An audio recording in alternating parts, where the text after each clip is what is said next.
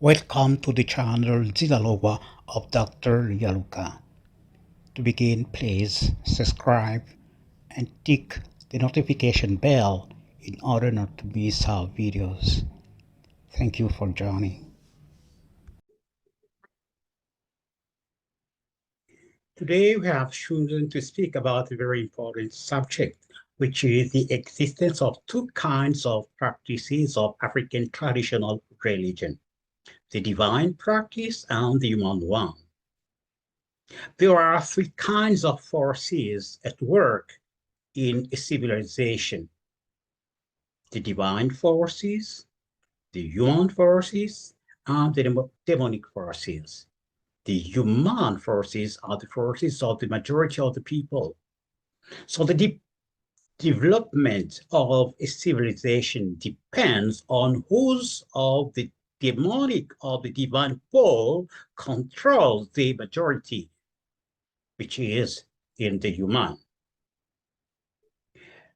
Therefore, the progress of the solar civilizations such ancient Egypt or our South-Saharan civil cultures depend on the control of the divine over the human. There must be a synergy between the divine and the human in order to bring the progress of Africa. The reverse, the demonic control on the majority, imply the regression of Africa. This means that in Africa, there are two kinds of the practices of African traditional religion. As I said, you have the divine practice and the human practice. The divine practice is essentially based on the purification of thought. There are three aims in this practice. First of all, the initiates try to become back, work to become back the Osiris, the child of God. He has been in heaven before his original bad use of his God-given free will. Second, always through the purification of thought, the initiate develops a power that will perpetuated as a human power through faith. And third, the initiate works in order to fight witchcraft through the means of divine love. Contrary to the divine, in the human practice, the initiate uses the power that was transmitted originally by the initiate of the divine mystery, and he uses this power in order to organize, elevate, and protect society. Thus, you understand, those two practices must work together in order to bring the progress of Africa.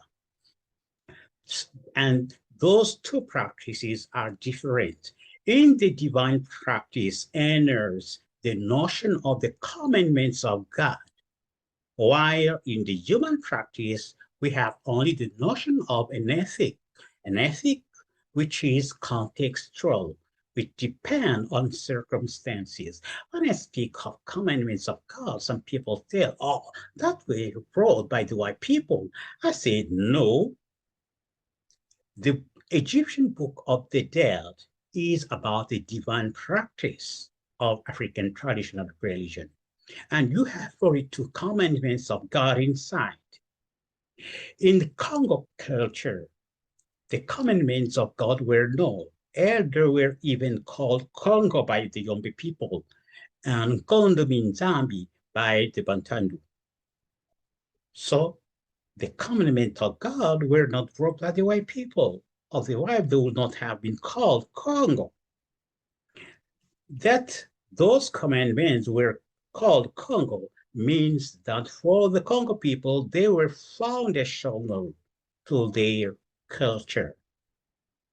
The second difference is that the power developed in the divine practice can be used only for good purpose because it is obtained through the purification of thought, while the power developed in the human practice can be used in good or in evil purposes. The other difference is that the ancestor who acts in the divine practice are called the ancestors of water, the spirits of water. It means that the ancestors that abide in a world of purity, Bakulu, maza. While in the human practice, we have the ancestor of the spirit of nature, Bakulu, nseke. So you have two different kind of ancestors who act in those two different practices. It is very important for us to understand these two practices. The Bukongo, the Congo religion, has taught by our academy in Zilalogwa, is the divine practice of African traditional religion, while the Vodun of Benin is a human practice of the same religion because the power developed in the Vodun can be used for good or for evil purpose. And that power is called Aze.